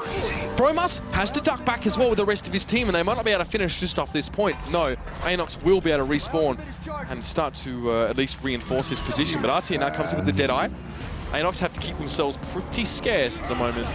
Good zoning. This payload gets very close, but now ANOX has to go. Yeah, that's do something. The Transcendence can be popped immediately out of Toxin. Linkster gets taken out by Cypher, though, having to deal with him and with Kenzie on the Tracer. And the charge comes through, just catches Artier just off to the side. God, Shark picks up 4 kills, and now Cypher's going to take down Bromas. The last man alive is going to be Toxin, who's just going to let his fate be sealed, as he will be picked off by Cypher. And ANOX, they have put up a damn good time here so far of 6.5 minutes. Creation, they only have 2.5 left to finish. Shark already has another 50% of a Earth Shatter available after that one. That's pretty scary. That's a credit to how many people he hits in Earth Shatter, actually. Yeah. Because he's able to swing and hit multiple people and build up the 0% so quickly. He doesn't hit 1-2 people unless it's needed. He always goes for 3 or 4. Not exactly mechanically intensive for a player, but definitely effective as well. It is a blunt object at the end of the day. That's kind of what Reinhardt is. But Linkster now gets him in towards the back. He's causing so many problems right now as well for Rubicon. Kenzie comes and bails the man out here. Cypher going down there as well. Artie able to pick him up, and now standing on the payload is Numlocked and co. Rubicon, all he could do is make his mad dash for it. But no, Creation get across the line. 7 minutes and 12 seconds. Not the fastest time we've seen, but it'll do. Yeah, it's still a good time. I mean, nonetheless, considering how much they got held up. The thing is, their initial attack was so strong, was so fast. You know, Creation was expecting a way quicker time than that. So ANOX honestly should be a little bit happy from that, or quite a bit happy from that. And now, what are they going to do in the attack here? The pressure's all on them. And Creation's going to be switching some things up. Look at this. We have Bromas playing Junkrat. They're running a single tank. And they've got so much damage. Like, the thing is, if you have a Reinhardt... Well, what's weird is, in this comp, if you have a Reinhardt, you're going to destroy that shield quickly with a Reaper and a Junkrat, right? But the way we see ANOX playing is super quick, super aggressive, super fast. So they can assume there's probably going to be a D.Va in there, probably a Winston, maybe a Zarya to go for the jump in with Winston. And still, when it comes to that kind of fact, Junkrat can disengage himself. He's really good against Winston to stay alive and harass from the high ground. Linkster's going to be able to get in their face and just absolutely demolish them. And even see what Linkster's playing. He's the one on Reaper. And Bromas is actually going to be shying away with them for this Junkrat. You don't so switching things up. You don't feel that Bromas is maybe a little bit vulnerable to the aggressive tendencies of ANOX here, though, on Junkrat, who's not always great at baiting himself out of That's what makes him so good, is actually Junkrat was the counter to Winston, the double Winstons back in the day, because of the fact that you could disengage so easily, because you put your remote mine down, you pop it, you throw him the other way and you in the opposite direction, and you create a big amount of space and a lot of height depending on where you want to use it. So you can get on top of buildings, you can use your trap as well. If he puts a trap down and someone runs into it, well, Lynx are sure as hell going to finish off that target, maybe even R tier. So I don't think it's necessarily a bad pick. It's just whether or not how they use it. Problem for him is he's a Genji and a Trace on the other side, and those are extremely hard to hit. Yeah, that's what I was wondering there as well. We've seen Junkrat time and time again get pretty well shut down by a Genji who just gets up close and personal. And once you're on top of a Junkrat, you can normally deal with him pretty safely without having to worry about too much damage, except for him dropping grenades after he dies. I don't think they're expecting actually Kenzie to be on Tracer. I think they're expecting like a Reaper to come in, or potentially that Diva to come in yet again. But I mean, let's see. They're going to spot it out eventually. They do see Kenzie on the Tracer. And Bromas has had to reposition himself. That's going to be the shield coming in and allowing ANOX to do some decent damage. They pick up 3 extremely quick kills. There's the 4th. There's the 5th too. And Creation get completely wiped out on this first point. Whoa. Okay, ANOX coming into this one with a statement of intent. That's a statement indeed. 30 seconds into the game, they take the first point here as well. And Bromas, of course, hastily switching away from that Junkrat, though interesting to see him go for the Tracer here. So this does put Linksa back on that Zarya, but no Reaper here for Bromas. Well, even more important or interesting is that Kenzie's sticking to the Tracer. When we saw Creation use it, Arte was on the Tracer initially in the attack, and he switched away from it after capturing the first point to go to McCree, but they still want to fight this really quick, fluid kind of style with Tracer, with Winston and with Genji. Cypher there gets pretty lucky able to get away after he gets flashed up, and now going to come back with the Dragon Blade. Oh my lord! He gets 3 for 2 slashes. That, ladies and gentlemen, is value. Bromas also falls there as well, and that is one of the more impactful Dragon Blades we have seen thus far.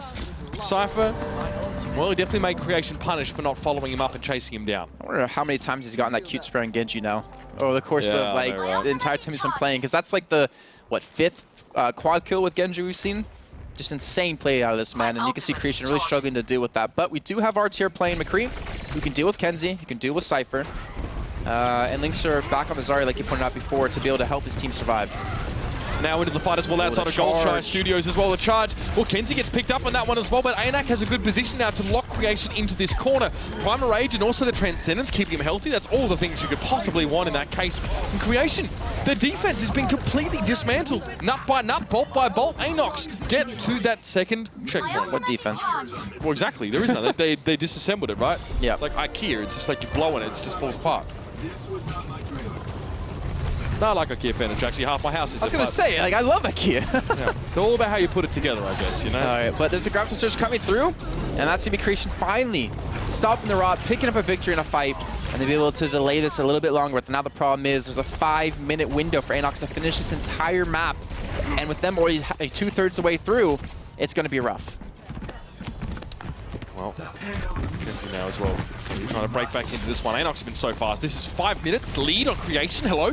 After the first 2 maps, I don't really think we would have expected to be here, but it is what it is now. And Kenzie going to come back in with a Pulse Bomb as well. Graviton Surge. All the combo potential is there. Kenzie gets himself 2 kills. Shara gets his second of that engagement now. And Creation just completely getting blown away here. ANOX hardly being stopped in their tracks. This is a disgustingly fast time. Well, we're seeing why they wanted Hollywood, I guess. Because they, like I said, ridiculously fast time. 3 minutes now as they're going to cross on this next part and look actually towards the goal. And Creation don't really have anything to defend this one with. Cypher again using the Dragon Blade, picks up initial kill, looking for a second, and at least get the assist off this one as he takes Toxicin down while turning it around, even gets Bromas in the last second. And this payload will sure as hell cross the line, and ANOX in 3 minutes and 15 seconds complete the map and take it home. 3:15. Yeah, that wasn't, you guys didn't hear that wrong. That was actually 3:15. I don't even think we've seen that before. Not I don't know often. what I think I incorrectly quoted the perfect time on this map as 2:50. I think that actually might have been Numbani, but still, there weren't Pretty many close, moments in pretty which close. that payload actually stopped at all. Well, the thing is, you saw where ANOX was fighting, right? It was never on the payload. It was actually in the home field of Cypher and Creation, Kenzie so they pushed couldn't do forward it. ahead of it. So they couldn't contest it, so they couldn't slow it down. And that's just perfect play, Hollywood. Like, exactly perfect play. But that means we're going to a 4th map here in this series. Yeah, and it is going to be Ilios as well. So this kind of is the series with it all, Jason. We've had payload, we've had capture point, and now king of the hill. And these two teams, it's funny. We kind of had this little theory crafting session as well. Well, not really a big one, but ANOX used to be, we sort of called them like, oh yeah, they should be great at King of the Hill because they've got a background in TDM style games. Then they brought these 3 TF2 players in, then we're like, thinking emoji, maybe they're not so strong at this TDM style as well, exactly. They got wrecked by Rogue on Ilios. They played them earlier this weekend as well. I think it was on Friday night, actually. They got 2-0'd. It was first Anubis and then Ilios. Rogue shut them down. They shut them off the first point, and I believe the next 2 weren't that far behind either. Yeah, I feel like, I mean, I'm trying to actually look back, so I'm trying to remember if we did see. Yeah, we did see Creation play against Reunited and Ilios, and Reunited won that one. And ANOX, we did see Ilios just before against Luminosity, where Luminosity actually won. Yeah, they won. I was going to say because 5 people disconnected on ANOX's side because they're at boot camp, but they actually lost anyways. It was like 93% when that happened, so not really big of a deal. So they've shown they're a little bit weak on this map, but also Creation loses to Reunited, though they lost 3-0 to Reunited, so a little bit of a different story. Exactly, and for that reason as well, I'm glad you brought up the Reunited result because that kind of throws this one up in the air, really, in terms of how this could go. But the series currently stands 2-1, as you can see down here, and again, a chance here for ANOX to draw the series up.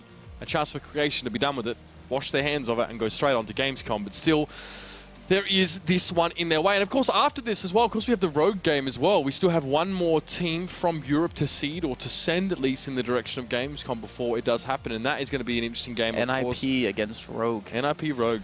Formerly SG1. A lot of big orgs being picking up teams right now, right before Gamescom. And of course, the Face It tournament for $300,000. Heard some rumors, actually, that the old Luminosity team might announce their new organization soon, so maybe we'll hear tomorrow about that one. Because they'll be playing, because we still have 2 more days of action. That's right, and if you're an org, you probably want the exposure, I guess, from it. Well, I don't know. But CL did say that he has had a large number of offers as well. I generally don't utter that word on this stream, because I set off chat, I trigger them a little bit as well. But yeah, I mean, Mixed Up has definitely received their fair share of offers, but let's talk about these 2 teams at the moment as well. There is still Ilios to go. We're not going to get too off topic. Creation and ANOX. Actually, speaking of organizations... Are you derailing me? Yes. When is ANOX going to be picked up by, like, Gambit or something? Yeah, would that be sick, right? That would be. Na'Vi? Yeah, there you go. Let's go on a game. Let's not get too excited here. Let's talk about what's actually happening instead of what may happen one day in the future, possibly, perhaps. Right after this tournament. Yes, probably. Yeah. I'm running out of any more prepositions there as well. But anyway, let's jump in. Now, yeah, I mean, we're probably more interested, Jason, than anything at the offense hero combos that these teams are going to be bringing in here as well. Is it a McCree Tracer? Is it a McCree Genji? Is it a Genji Reaper? These are things that we're interested in. Of course, if we see Bromas as well playing a damage dealer role, we know he can play a good Reaper, but I like the Tracer here. I think teams are rewarded from sticking with Tracer on maps like this. This is, of course, Lighthouse. Well, the biggest thing as well you should look for is if it's Tracer, Zarya, and Genji, because if it's that combo, then they're really hoping for one big wombo combo with the Graviton Surge, like we've seen so many times before. When you ever see McCree or Reaper in the mix, it's going to be a little bit less standard. But already, Bromas is not being harassed here, just kind of swinging around side to side, able to get some good damage down. The reason why Reaper's not so popular anymore as well as a preference to Tracer is because his damage gets blocked by Transcendence. You can't get a Death Blossom off while your opposition Zenyatta has Transcendence because it'll just get healed over. However, Pulse Bomb is burst damage, and there's nothing really that the Tix of Transcendence can do to save your life. Only a Sound Barrier can stop that, and Sound Barrier charges up a lot slower than a Transcendence, so... Yeah.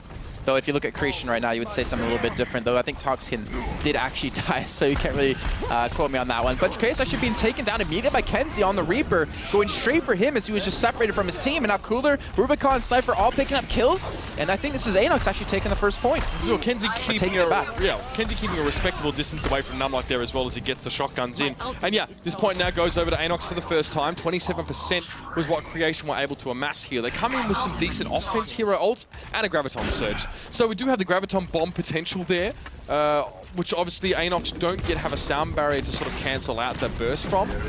They do at least have a Transcendence, but that won't save them, as we mentioned, from that yet. A lot of offensive ults coming online now, Jason. And that's going to be RTR popping the Deadeye. 3 people in the shield, and he's going to secure each one of them. Sharik, ANAC, and Cooler all go down to this man. He's looking to actually take on Cypher 1v1, even able to help secure a second kill, and Lynx was there to help him out to take Cypher out of the equation, and Creation will take the point back for themselves. 36% to 21. and they're on a good start. So the problem is when you have a McCree use Deadeye, the screen goes a sepia color, and you can't really tell if that sepia, you know, like when you like the light brown, the vintage kind of look, right? And we couldn't tell if it was Numlock, Shield, or ANOX. But anyway, ANOX going to come back in now as well with the Graviton Surge and set it up. Kenzie does get the double there as well, despite the Transcendence being used in that fight. Bremas able to respond with one of his own, but Cooler takes down Toxic, and this is going to reduce Creation to pretty much nothing now as well, and Numlock has to pretty much go and meet his maker there.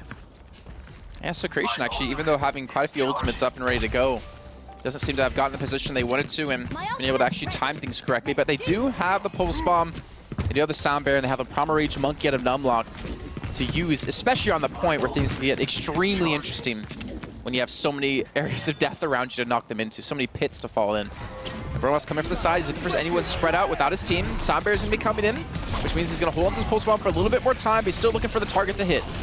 And Bromas as well, free to go as well. A little bit of lightning arcing on towards him from the Tesla cannon, but still he's been left alone for the most part now, dealing with the aggressive movements, at least of the Reaper towards him. He's able to avoid Kenzie for the most part, drops the Pulse Bomb, hoping that it'll be walked over by Sharik, but Sharik doesn't really care. He's Zarya, he's pretty tanky. A lot of energy means he probably blocked that Pulse Bomb up anyway.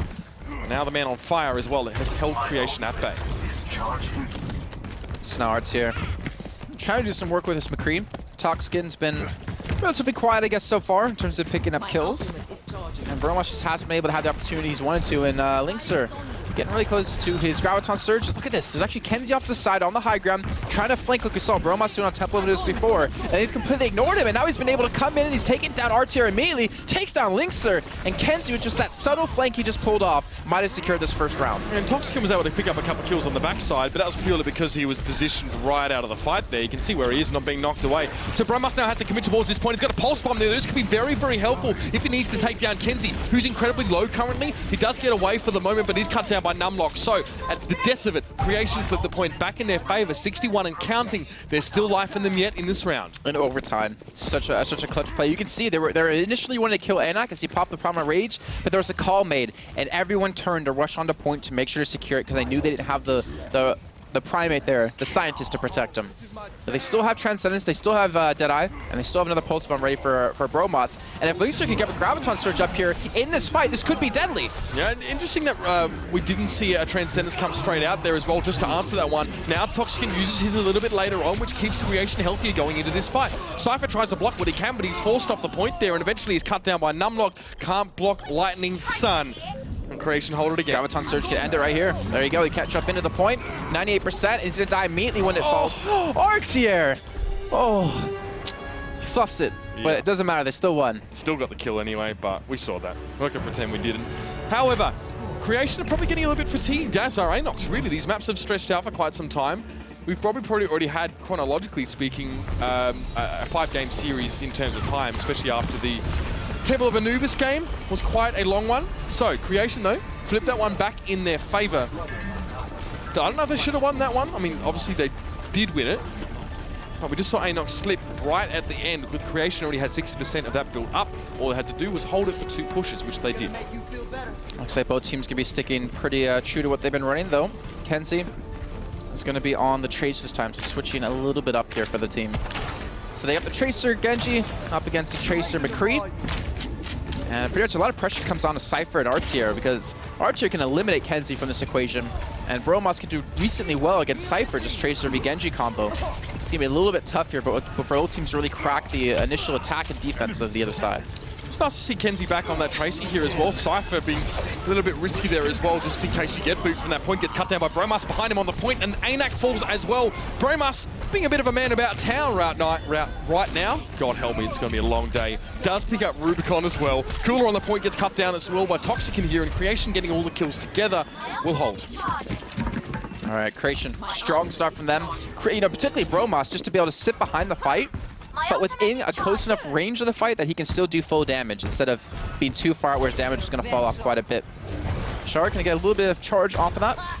And now they're looking to push in, but without any ultimates, and with Rubicon already below half HP, ANOX as well, who's jumping extremely deep. They can burst him down really quickly, but they use the shield, buy him a little bit more time, and Shark at 70 energy is going to be able to hurt onto RTR. But there's the right click coming through, and Toxkin picks up another kill. Toxkin and Bromas are going huge. Yeah, you said Toxkin had a quieter map on the last one, but now he's definitely been a part of the kill feed more often than not in most cases. RTR now free on the point, trying to catch that Tracer is never an easy thing as a single shot. It's like swatting out a fly. Yeah, it's super annoying. Sometimes you get lucky with some flicks, and sometimes you can't hit her if she's standing still, but that's how it works in Creation now. Get close to 50% on this progress here. ANOX have offensive ults, and that's about it, really. Rubicon may have the transcendence for this fight. In fact, he should here, but Sharik's got to be careful. He might be caught out here. He does go down. Nice little move from Lynx to come forward and pick him up with the help of Numlocks, and now the Monkey causing more trouble later on. ANOX falls down as well. There's only one Primate on the map here. Creation looking good. The thing is, with them actually killing Shark, they stop his Graviton Surge for that fight. Which, if they didn't deal with him right away, he would have had it up in the fight. They would have had a post-bomb combo. But because they killed him immediately, they buy another 10, 15, 20% on the board here, as they're now at 71-0. Looking to take this 100% to zip. I think so. Graviton Surge is there. Both teams have a brace of ultimates ready to use here. Timing is everything here. Lynx is able to tie up a lot of ANOX on towards that ledge here as well, and Deadeye comes out. The shield finally falls, and that's a big kill. Kenzie and Cypher both die to that Deadeye from Artier. Perfect combination. If there's any two kills that you want, it's probably them. And he's still looking for the last kill onto ANOX, who's just jumping around as best as he possibly can. Shark's gonna eventually die from this one, and I see Creation not losing this point at all, because Bromas is here to reinforce this. And now in overtime here, this could be it. This could be Creation taking the second map here and being 1 point away from going to Gamescom. Cypher's just trying to delay as long as he possibly can. Kenzie's even coming on Tracer, and that's going to do it. ANOX have no one left alive near the point, and Creation need one more point. We're going to well, and that could send them to Gamescom. Creation go from last-ditch effort to turn the round around to complete shutout. Perhaps starting to build ahead of steam. Perhaps starting to feel more confident. Perhaps it's just a fluke. But either way, ANOX have to stop them right now. Creation, one more round will send them straight to Gamescom. It will send this entire series 3-1, and ANOX, well, they would have messed up both of their chances to be at the first big Overwatch LAN. Well, we can't cut them out just yet. I think they still have a lot to show us here, not only today, but in the future. Hopefully under the Gambit or Navi banner, that'd be pretty cool. Pretty sweet. Hint. Pick him up. Let's see, the Creation still sticking to what's been working for them. No need to switch anything up, and ANOX actually has switched. Kenzie, instead of on the Tracer, is going to be on Reaper for the close quarter combat part of the well. Though, with how Creation might set up, with actually staying long range, with Bromas being really sneaky and quick around the map, it's going to be a little bit difficult for Kenzie to actually have a decent start. But look at that, Nomad jumping straight into the enemy team. He's already below 100 HP, or just below 200. But he's able to help pick up one kill. He's eventually going to fall, but he has forced Rubicon away from the point, so he can't heal anyone up. And Lynx is going to get the kill onto him to get Creation this first point. You can see how dangerously low Lynx went there as well as he pushed on towards Rubicon, but the problem is that Zenyatta is still not, even with the buffs in terms of his survivability, he's still quite fragile. Not durable enough to go up against a Zarya like that, who is the very definition thereof. Creation start off with the point hold. ANOX now with a chance to come back as well. Creation just want to be done with it. They want to shut this one down now, but ANOX, they've got fight in them yet, and they're going for this point. Yeah, they had to fight with him. They cannot give up at all here. There's still a chance for them to come back. Shark off to the side, just trying to chip away with these right clicks, but he doesn't have the energy. And ANOX will be taken down by Dracaeus because it was all by himself. There was no protection. There was no one to help him out here. And now the rest of Creation are just killing them off one by one. It's Cooler, Shark, and Cypher, the last three remaining, and they're going to die as Lynx is going to chase them down with that glowing beam. And Creation will hold again. We're looking at 40-50% before ANOX gets a good attack off yet again. And look at the ultimates they're up against. Creation start off by yelling, "Get off my lawn," and they back it up with some swift damage to the face. Now, they're going to have 4 ultimates, like you said, Jason, ready to go. Bromas has Pulse Bomb, Graviton Surge, Primer Range, Sound Barrier. Gosh. Perfect situation for Bromas to get this one in there, and he does get himself 2 kills. Not the most we've seen, but definitely enough to cripple ANOX in this fight. There's no way they're touching that point. And Bromas played that so smart, too. He actually shot the shields to disrupt them, to actually take them off before throwing the post bomb in, so they could not actually mitigate any of that damage. And he picks up 2 big kills, forcing the Wraith form out of Kenzie to back away. But they only invested 2 ultimates into that. They still have 4 left to go here, and ANOX, they need to take this point back soon. And that's how you play the long game on defense, especially now, is during the course of that fight, Deadeye and Transcendence came up for Creation as well. So they still have the same amount of ults they had last fight. That's big. Now, Cypher, a lot on this man's shoulders as well. He's broken games open with Genji before, but this time he gets completely denied. No damage across the table. Sharek jumped off the well himself. Kenzie falls down. ANOX running out of people desperately as well. And after this, their last chance, Jason. The last chance for ANOX to get onto this point, and they've got to do it with nothing but a Graviton Surge and a Dream. And only a couple seconds left to get on the point here. With how far pushed up Creation are, they're looking to actually lock this one down. The Graviton Surge is going to come through, but they're still sitting inside the shield because they're still afraid of what RTR is going to be able to pull off. And with 3 quick kills coming through, that's going to do it. Creation, we'll see you at gamescom.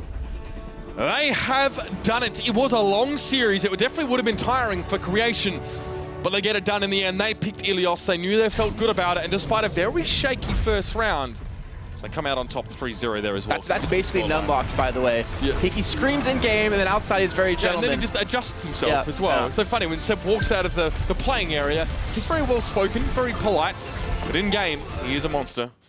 And Creation, they've done it. So obviously they didn't quite get there against Reunited last night there as well. Had to go for the second chance, but they made it. Linkser had 32 high energy kills and only 41 assists, or 41 eliminations. Out of 41, yeah. That shows you how often he had high energy because of his really smart and quick reaction time use of his shields. That's really hard to do on a Zarya at this kind of level. Yeah, and also the thing is in King of the Hill, it's also easier to predict an engagement as well because the enemy team has to come as a full 6. So as soon as you see one of them, you know that if you shield yourself and a teammate, you're probably going to build up a lot of energy from that one as well. Ideally, there are a lot of telegraphed moments where you know that you should be shielding and that you will take damage. In payload's a little bit harder as well because you're spread out. It's not over 1 point. So Zarya's more on attack on payload. They can get better energy, but on defense it can be a little bit hard. Gotta hope for those fire strikes to come through out of our Reinhardt. Yeah, straight into spawn. We still see that for some reason when Zarya is the thing. I'm not sure why, but that means now Creation are going to join Reunited into the finals already, and Misfits. That's 3 teams now from Europe already qualified. We still have 1 more team to find, and of course on Wednesday and Thursday we have the North America Regional Finals with all the teams you guys have come to love. 16 teams from North America battling out for their 4 spots to compete against the Europeans. And you said, Jason, Misfits are there, Rogue are there. No. Oh, no, so Rogue are not there, sorry. Reunited are there, and Creation. Rogue now play Ninjas in Pajamas for the final spot. Will we come out of this with kind of the expected top 4 of Misfits, Reunited, Creation, and Rogue, or will there be an upset here as well from the newly crowned Finnish side of NIP? There's only one way to find out, ladies and gentlemen. Stick to us, stay tuned, and after the break, we will get to see the last game of the night.